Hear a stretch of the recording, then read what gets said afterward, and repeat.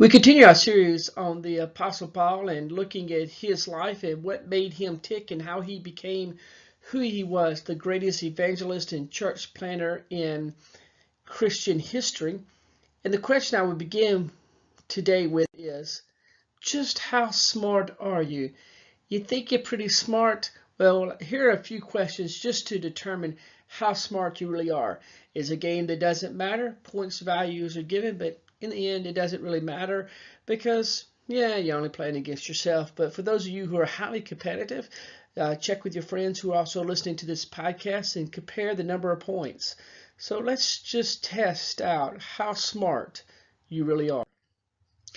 For 1 point, what is the name of the person that we have been studying over these past few podcasts?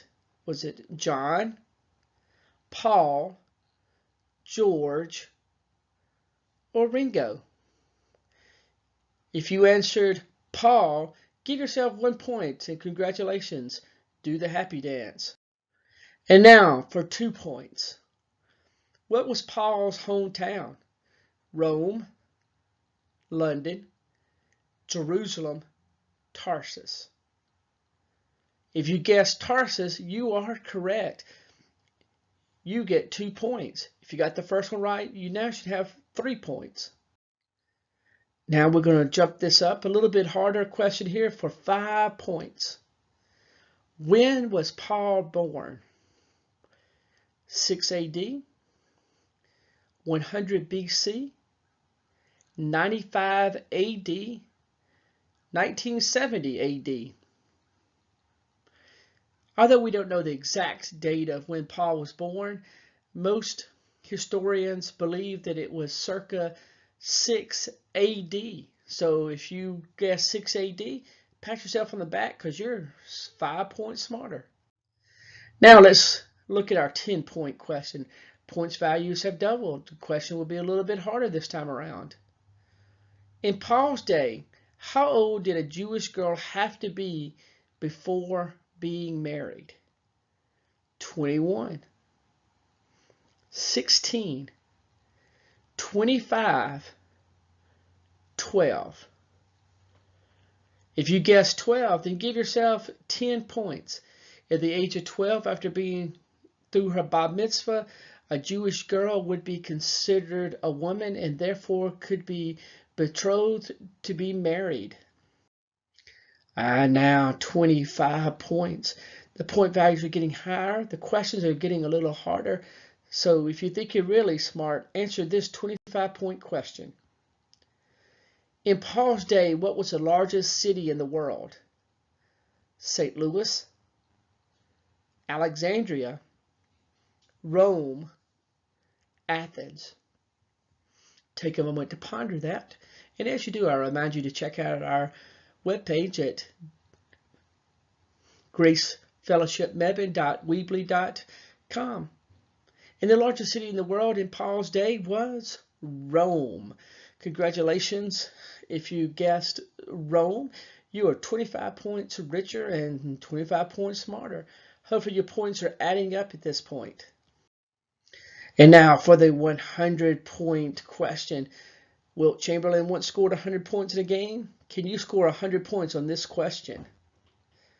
Paul grew up the son of a blank. A banker, a butcher, a merchant, or a preacher man?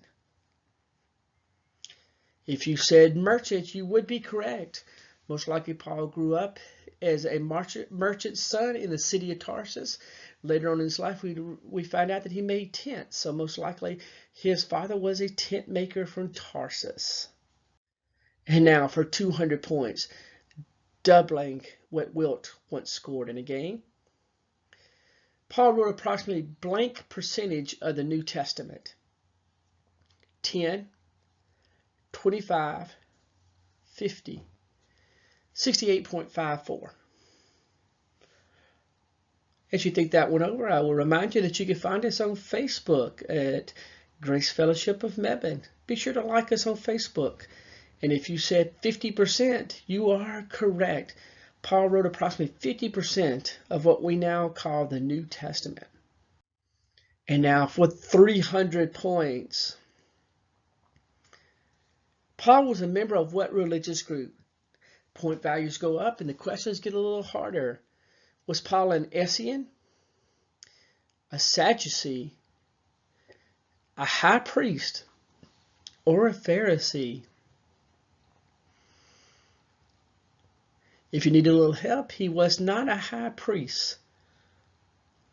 If you said Sadducees, you would be wrong as well. And if you guess Essenes, you're wrong. He was a Pharisee. Later on in his writings, he calls himself the Pharisee of Pharisees. And now, you're down to your final two questions for 400 points. Who were the Sanhedrin? That is what the Jews call their kings. They were elite Roman soldiers. They were a group of merchants who controlled the prices of goods. Or they were the supreme council of the Jewish people in the time of Christ and earlier. You may need to phone a friend. You may need to go to the purveyor of all knowledge, Google, and look this one up. And I'll give you approximately, 10 seconds to do that. 1 Mississippi, 2 Mississippi, 3 Mississippi, 4 Mississippi, 5 Mississippi, 6 Mississippi, 7 Mississippi, 8 Mississippi, 9 Mississippi, 10 Mississippi. If you guessed that the Sanhedrin were the supreme council of the Jewish people in the time of Christ and earlier, then give yourselves 400 points and do a little dance because you are pretty smart. And now for 500 points. Bum, bum, bum.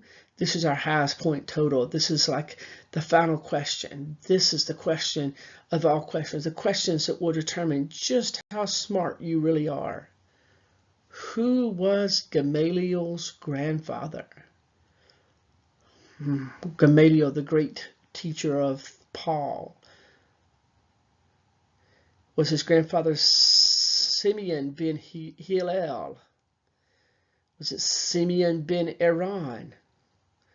Was it Hillel the elder?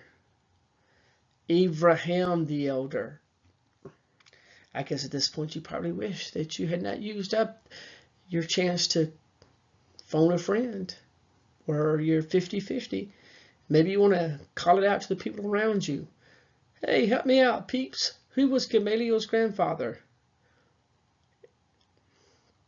And the answer is Hillel the elder, who tradition tells us died at about 100 years of age and was responsible for a lot of the oral rabbinic traditions of Judaism. And many times when we think about the Apostle Paul, there are great pictures come to mind. We kind of picture the man with great power and prestige, or an older man who by candlelight was writing letters back to the churches. A man who spoke with passion and authority like no other. But ultimately, when we look at the Apostle Paul's life, these images might not tell the whole story, because ultimately, the Apostle Paul had a rap sheet. He was a suspect in many a murder. He was responsible for a lot of mayhem, a lot of striking, a lot of fear. He was responsible for death all around him. In Acts, the 8th chapter, we read, starting with verse 1, a great wave of persecution began that day, sweeping over the church in Jerusalem, and all the believers, except the apostles, fled into Judea and Samaria. Some godly people came and buried Stephen with loud weeping. Saul was going everywhere to devastate the church. He went from house to house, dragging out both men and women to throw them into jail. Remember, Saul is the Jewish name of Paul. Being the child of a Jewish Roman citizen, he would probably most likely have been given a Jewish name and a Roman name. Saul being his Jewish name and Paul being his Roman name. In Acts 22, we read, brothers and esteemed fathers, Paul said, listen to me as I offer my defense. When they heard him speaking in their own language, the silence was even greater. I am a Jew born in Tarsus, a city in Cilicia, and I was brought up and educated here in Jerusalem under Gamaliel. At his feet, I learned to follow our Jewish laws and customs very carefully. I became very zealous to honor God in everything I did, just as all of you are here today. And I persecuted the followers of the way, hounding some to death, binding and delivering both men and women to prison. The high priest and the whole council of leaders can testify that this is so. For I received letters from them to our Jewish brothers in Damascus, authorizing me to bring the Christians from there to Jerusalem in chains to be punished.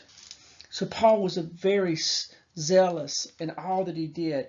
He wanted to eradicate Christianity. He wanted to root out and destroy all those that he would consider heretics, those who believed that Jesus was the Messiah.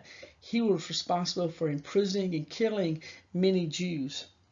In Acts 26, starting with verse 9, Paul is speaking, and he says, I used to believe that I ought to do everything I could to oppose the followers of Jesus of Nazareth. Authorized by the leading priests, I caused many of the believers in Jerusalem to be sent to prison, and I cast my vote against them when they were condemned to death. Many times I had them whipped in the synagogues to try to get them to curse Christ. I was so violently opposed to them, I even hounded them in distant cities and foreign lands.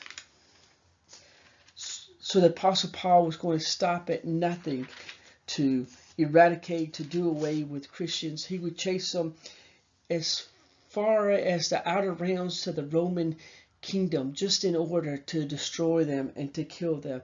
His passion and his hatred for them was so great. And in Galatians 1, you know what I was like when I followed the Jewish religion, how I violently persecuted the Christians. I did my best to get rid of them. I was one of the most religious Jews of my own age, and I tried as hard as possible to follow all the old traditions of my religion. Paul was dogmatic in his Jewish beliefs, and he believed that anyone that strayed from those was deserving of death. We can see that he was passionately opposed to all Christians. So this was a man who was not at this time a saint, but rather a murderer, a serial killer, someone who was responsible for many a death of Jews throughout Israel and surrounding areas. Many of the people who fled from Israel and fled from Jerusalem fled to Damascus, a city about 135 miles away from Jerusalem. It is located in southern part of Syria. It is the oldest inhabited city in the world. Damascus goes back to about 8,000 BC. Josephus tells us that about 10,000 Jews were massacred in Damascus. So we can see that the idea of killing Christians, killing Jews was not something that has come about in the 20th century, but something that has been carried on for generations. And today in Damascus, there are over 2,000 mosques, and most of the residents of the city are Muslim, but at least 10% are Christian, and there is even a small Jewish community to this day. So in modern day Damascus, 1 out of every 10 people are Christian. And Damascus is the second largest city in Syria next to Aleppo, with the population of approximately 1.7 million people as of 2009. In the news today, we've heard a lot about Syria and the civil war, the destruction of Aleppo and Damascus, cities with a rich history, a long history, that are being destroyed, and sadly, in the name of religion. And it was on this road, this 135-mile journey from Jerusalem to Damascus, that the Apostle Paul has that experience, the experience that has changed the world, that did change the world. For it was on that road to Damascus that the Apostle Paul had the vision of and the risen Christ coming to meet him. In a blinding light, Paul is thrown to the ground and he meets Christ. And Paul went to Damascus. Those traveling with him carried him there. And for 3 days and nights, Scripture tells us, he did not eat anything. He was alone in the house, just him and his thoughts. The man who was proud of what he had done in helping to eradicate Christianity. The man who was responsible for the death of hundreds, if not thousands, of people of the way, now sat in what would be considered enemy territory, blind, not able to see, not knowing who was coming after him. What if word had gotten out that he was there, and those who wanted to end his life showed up? What would Paul do? And after 3 days of no food, no water, no sight, the Lord speaks to a man by the name of Ananias, a man who had to overcome his own feelings toward Paul, toward Saul the murderer, Saul the persecutor.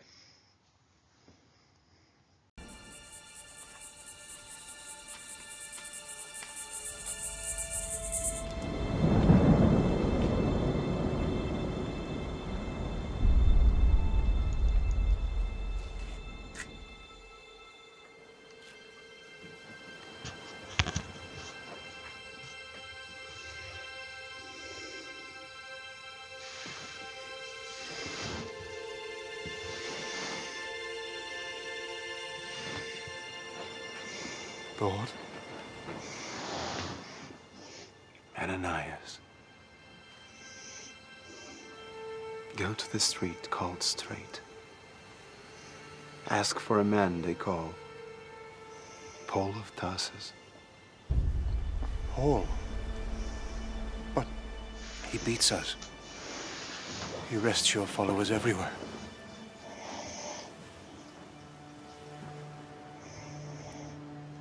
I have chosen him to proclaim my name to the world, to the Gentile, their kings, and the sons of Israel. Go.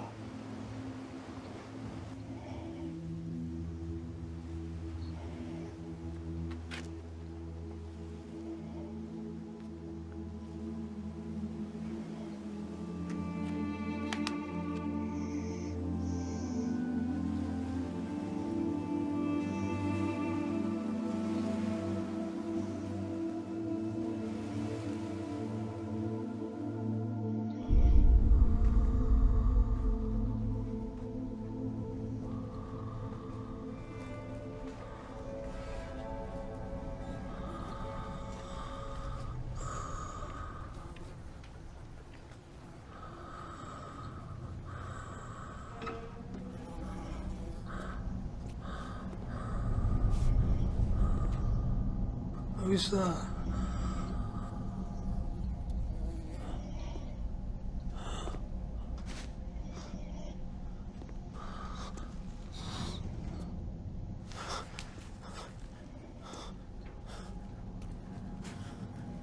Who are you? Speak! I am one of those you want to destroy.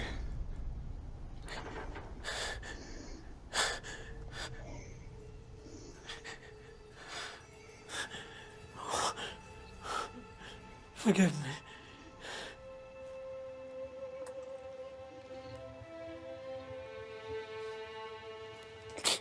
I've wronged you.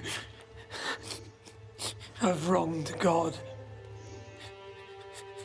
My soul is on fire.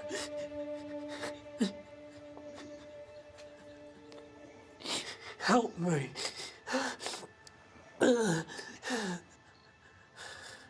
I have chosen him to proclaim my name to the world. I am sent by God. For you.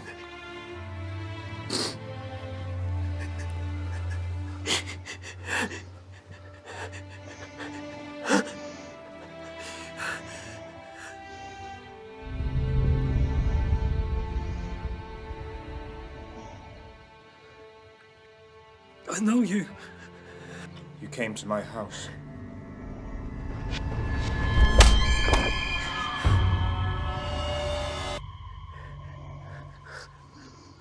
No.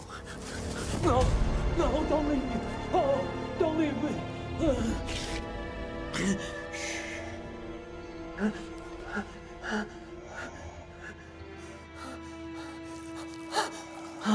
I, Ananias, baptize you, Paul, in the name of Jesus Christ. For he has chosen you to change the world in his name.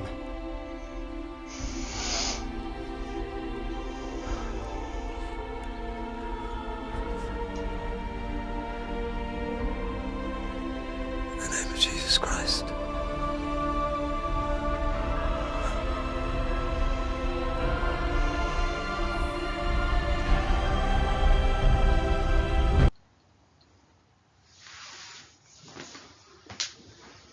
So the man who was responsible for the death of many a believing Jew, now his life rests in the hands of Ananias, one who comes onto the scene when the Lord appears to him and sends him to the street called Straight, to find Paul, to find the man named Saul the persecutor, the one who was blind, who was hungry, who was tired, who was thirsty, the one who probably was wondering what it all meant and how did he get to this point.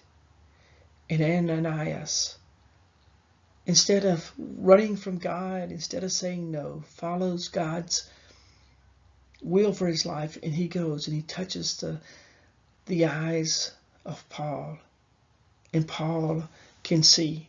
And thus begins the transformation of Saul, the persecutor, into Paul, the missionary. And as we think about these passages, as we think about the life of Paul, there's some takeaways that we can have. So here are our take-home messages from the conversion of the Apostle Paul.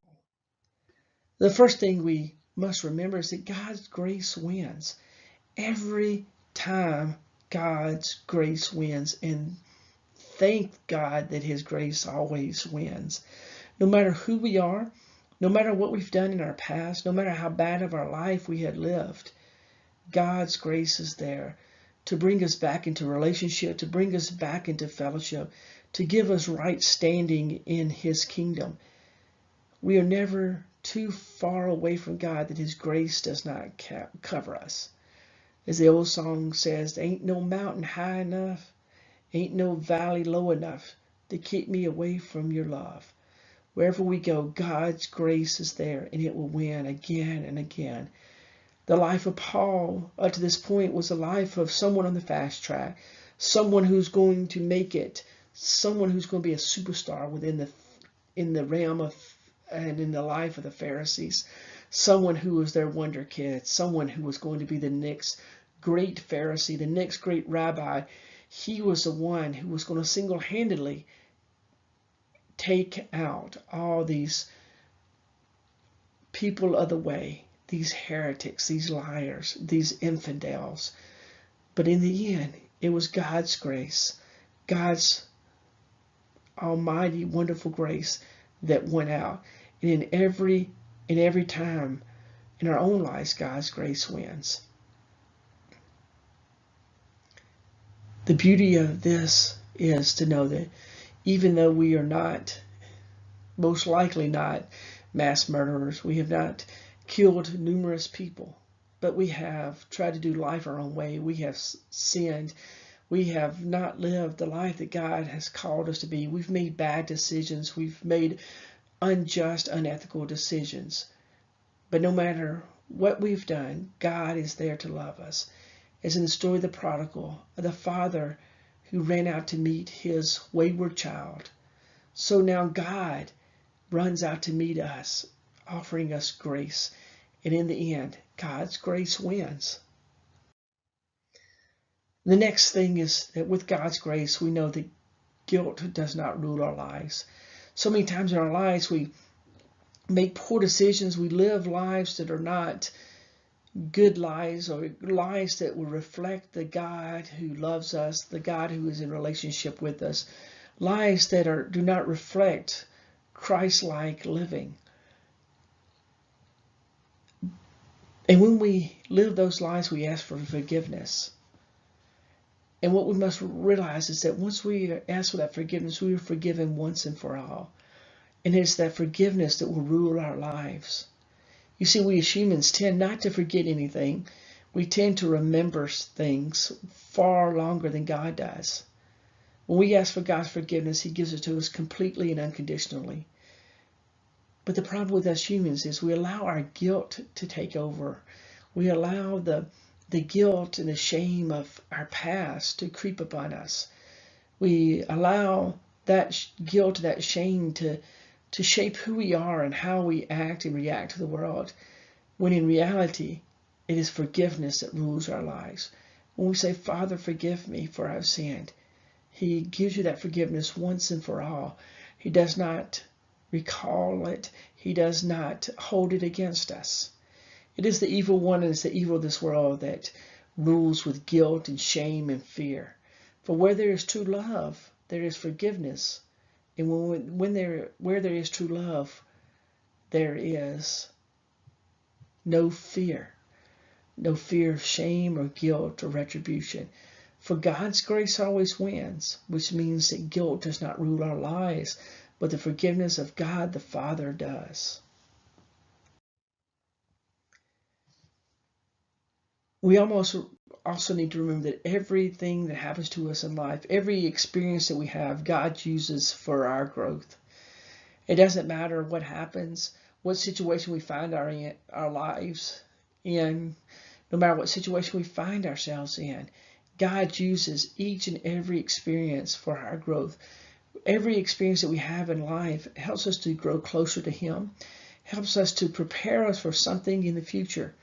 Think about the life of Paul as we have studied, and here was a young man who grew up wealthy, who grew up the child of a merchant, who was a wonder kid, who was a whiz kid, who had the Torah memorized, who learned to debate, who learned to craft an argument, someone who learned what God's laws were, someone who learned to be passionate and dogmatic about his faith. And all that didn't go away when Paul had the Damascus Road experience. But all those life experiences God used to grow Paul and prepare Saul for what he had in store for him. Nothing we ever do in life is ever for vain. But God uses every experience to grow us, to fertilize us, to water us, to prepare us to be in relationship with Him. So no matter what happens in our lives, never chalk it up for uselessness, but chalk it up knowing that this experience will help you grow. And maybe that experience helps us learn more about who God is and how much He loves us. It does not have to be a Damascus Road experience, a blinding light, a 3-day fast, and someone showing up at our door to pronounce a blessing upon us. It could just be us in a work situation that maybe we wonder why we're here. Maybe we wonder why we didn't get that promotion. Why didn't we make that grade? Why didn't we get in that class? Why? But everything that happens to us is for a reason, and God uses those experiences to grow us into the people that He wants us to be. I want to thank you for listening to this lesson on deconstructing Paul. I want to remind you that you can find Grace Fellowship Mebane online at gracefellowshipmebane.weebly.com.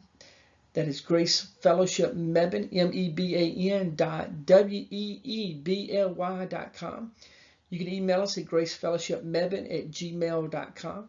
We're also on Facebook and Twitter, so you're welcome to find us at those places too.